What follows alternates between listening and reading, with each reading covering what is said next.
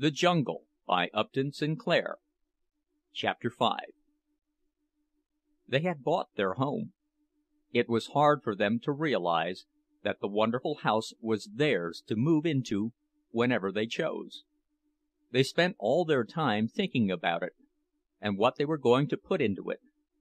As their week with Aniele was up in 3 days, they lost no time in getting ready. They had to make some shift to furnish it, and every instant of their leisure was given to discussing this. A person who had such a task before him would not need to look very far in Packingtown. He had only to walk up the avenue and read the signs, or get into a streetcar, to obtain full information as to pretty much everything a human creature could need. It was quite touching, the zeal of people to see that his health and happiness were provided for. Did the person wish to smoke? There was a little discourse about cigars, showing him exactly why the Thomas Jefferson 5-cent Perfecto was the only cigar worthy of the name. Had he, on the other hand, smoked too much? Here was a remedy for the smoking habit: 25-cent doses for a quarter, and a cure absolutely guaranteed in 10 doses.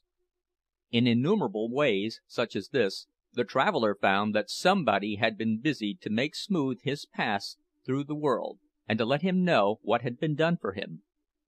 In Packingtown the advertisements had a style all of their own, adapted to the peculiar population. One would be tenderly solicitous. "Is your wife pale?" it would inquire. "Is she discouraged? Does she drag herself about the house and find fault with everything? Why do you not tell her to try Dr. Lanahan's Life Preservers?" Another would be jocular in tone, slapping you on the back, so to speak. "Don't be a chump," it would exclaim.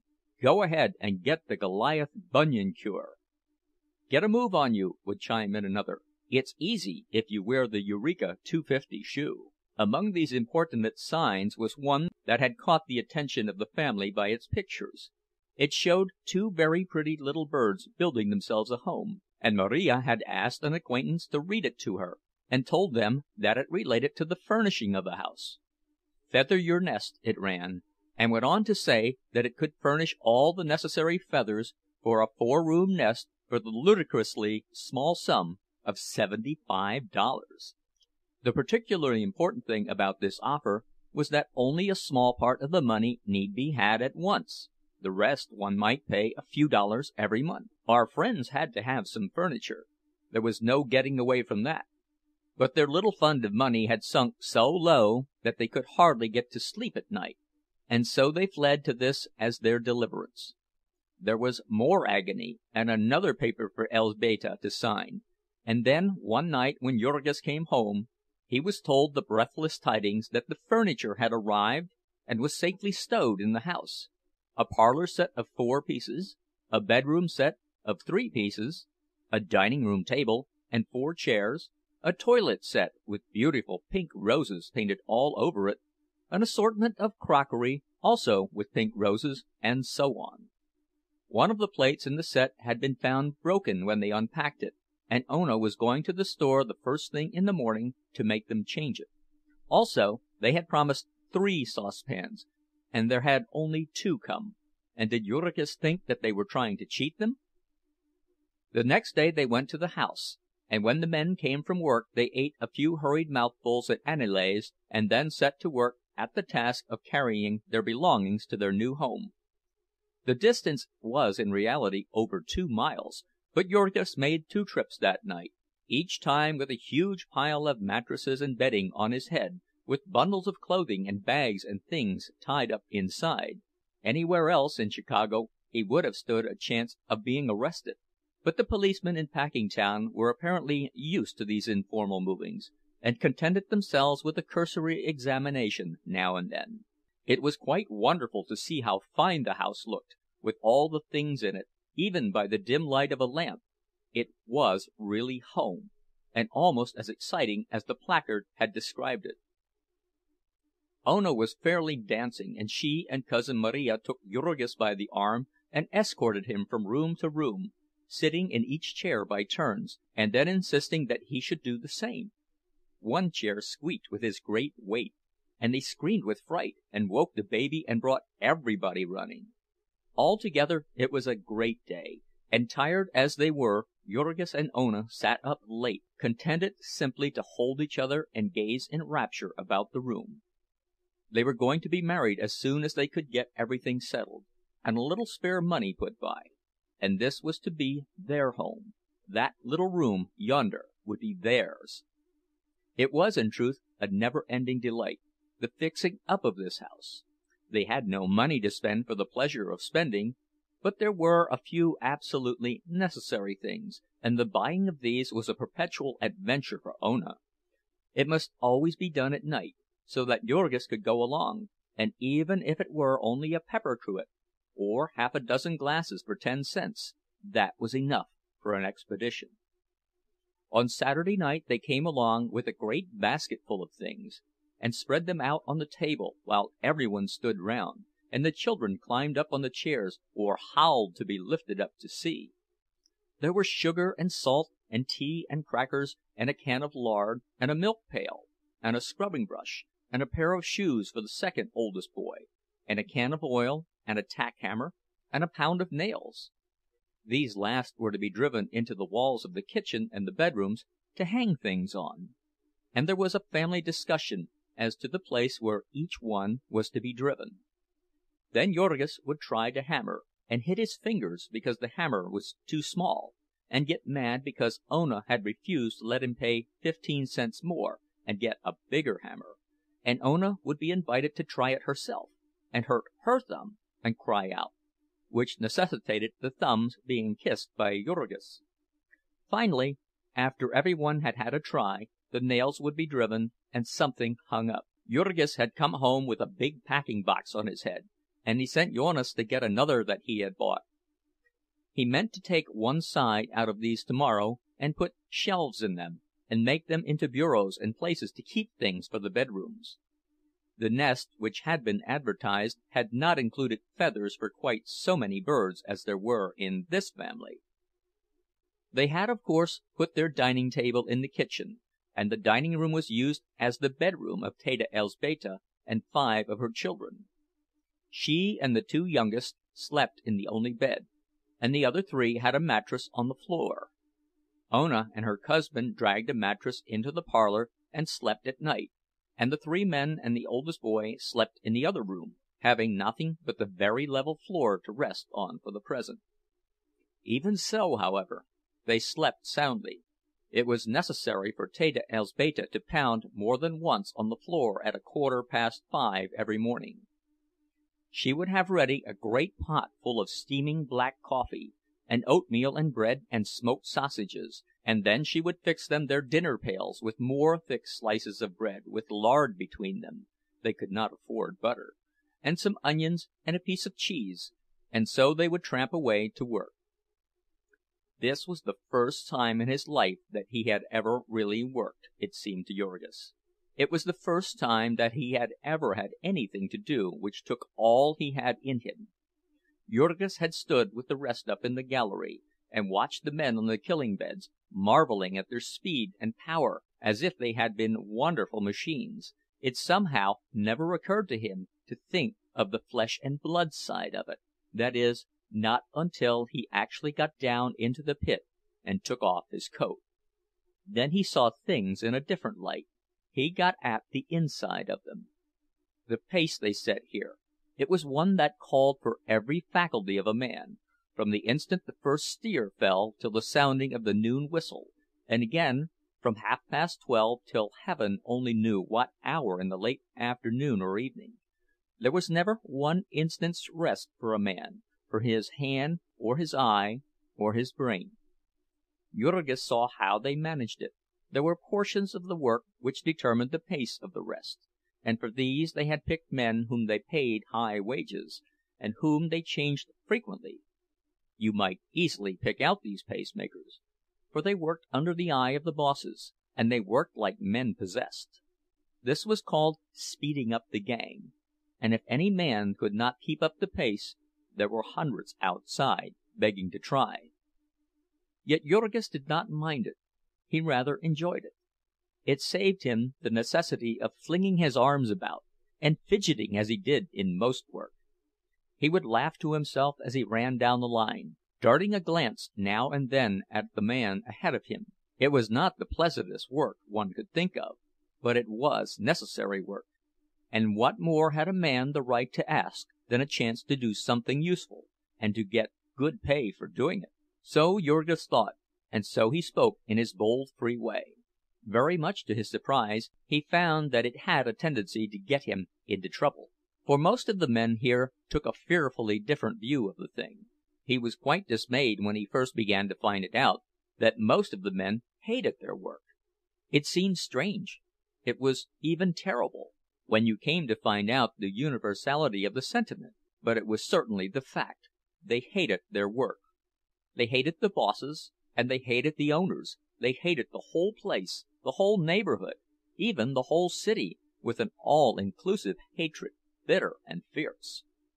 Women and little children would fall to cursing about it.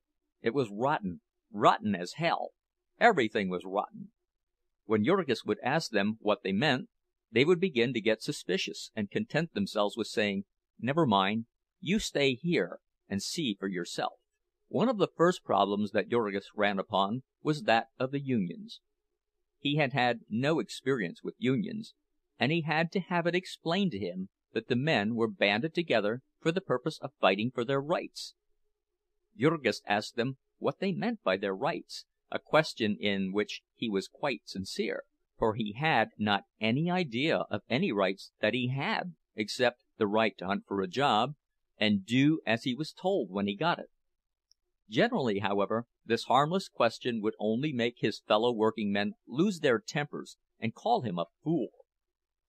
There was a delegate of the Butcher Helpers' Union who came to see Jurgis to enroll him, and when Jurgis found out that this meant that he would have to part with some of his money, he froze up directly, and the delegate, who was an Irishman and only knew a few words of Lithuanian, lost his temper and began to threaten him.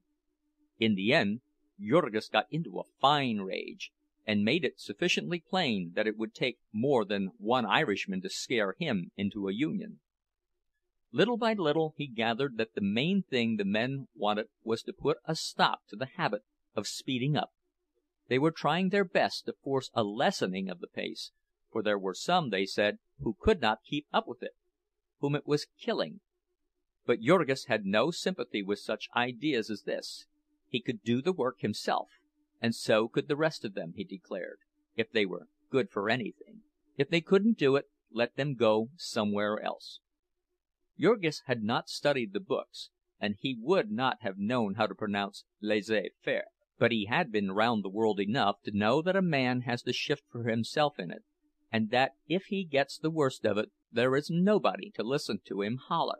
Yet there have been known to be philosophers and plain men who swore by Malthus in the books, and would, nevertheless, subscribe to a relief fund in time of a famine. It was the same with Jurgis, who consigned the unfit to destruction, while going about all day, sick at heart because of his poor old father, who was wandering somewhere in the yards, begging for a chance to earn his bread. Old Antanas had been a worker ever since he was a child. He had run away from home when he was 12, because his father beat him for trying to learn to read, and he was a faithful man, too. He was a man you might leave alone for a month, if only you made him understand what you wanted him to do in the meantime. And now here he was, worn out in soul and body, and with no more place in the world than a sick dog. He had his home, as it happened, and someone who would care for him if he never got a job. But his son could not help thinking, suppose this had not been the case. Antanas Rudkus had been into every building in Packingtown by this time, and into nearly every room. He had stood mornings among the crowd of applicants till the very policemen had come to know his face, and to tell him to go home and give it up. He had been likewise to all the stores and saloons for a mile about, begging for some little thing to do, and everywhere they had ordered him out, sometimes with curses, and not once even stopping to ask him a question. So, after all, there was a crack in the fine structure of Jurgis' faith. in things as they are. The crack was wide while Dede Antanas was hunting a job, and it was yet wider when he finally got it. For one evening the old man came home in a great state of excitement, with the tale that he had been approached by a man in one of the corridors of the pickle rooms of Durham's, and asked what he would pay to get a job. He had not known what to make of this at first, but the man had gone off with matter-of-fact frankness to say that he could get him a job, provided that he were willing to pay 1/3 of his wages for it. Was he a boss? Antanas had asked, to which the man had replied that that was nobody's business, but that he could do what he said. Jurgis had made some friends by this time, and he sought one of them and asked what this meant. The friend, who was named Tamoszius Kuszleika, was a sharp little man who folded hides on the killing beds, and he listened to what Jurgis had to say without seeming at all surprised. They were common enough, he said, such cases of petty graft. It was simply some boss who proposed to add a little to his income. After Jurgis had been there a while, he would know that the plants were simply honeycombed with rottenness of that sort. The bosses grafted off the men, and they grafted off each other, and some day the superintendent would find out about the boss, and then he would graft off the boss. Warming to the subject, Tamoszius went on to explain the situation. Here was Durham's, for instance, owned by a man who was trying to make as much money out of it as he could, and did not care in the least how he did it. And underneath him, ranged in ranks and grades like an army, were managers and superintendents and foremen, each one driving the man next below him, and trying to squeeze out of him as much work as possible. And all the men of the same rank were pitted against each other. The accounts of each were kept separately, and every man lived in terror of losing his job, if another made a better record than he. So from top to bottom the place was simply a seething cauldron of jealousies and hatreds. There was no loyalty or decency anywhere about it. There was no place in it where a man counted for anything against $1. And worse than there being no decency, there was not even any honesty. The reason for that, who could say? It must have been old Durham in the beginning. It was a heritage which the self-made merchant had left to his son, along with his millions. Jurgis would find out these things for himself if he stayed there long enough. It was the men who had to do all the dirty jobs, and so there was no deceiving them, and they caught the spirit of the place and did like all the rest. Jurgis had come there, and thought he was going to make himself useful, and rise and become a skilled man, but he would soon find out his error, for nobody rose in Packingtown by doing good work. You could lay that down for a rule. If you met a man who was rising in Packingtown, you met a knave.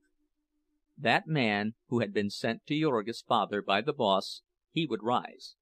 The man who told tales and spied upon his fellows would rise. But the man who minded his own business and did his work, why, they would speed him up till they had worn him out, and then they would throw him into the gutter. Jurgis went home with his head buzzing. Yet he could not bring himself to believe such things. No, it could not be so. Tamoszius was simply another of the grumblers. He was a man who spent all his time fiddling, and he would go to parties at night and not get home till sunrise, and so, of course, he did not feel like work. Then, too, he was a puny little chap, and so he had been left behind in the race, and that was why he was sore. Yet so many strange things kept coming to Jurgis' notice every day. He tried to persuade his father to have nothing to do with the offer, but old Antanas had begged until he was worn out, and all his courage was gone.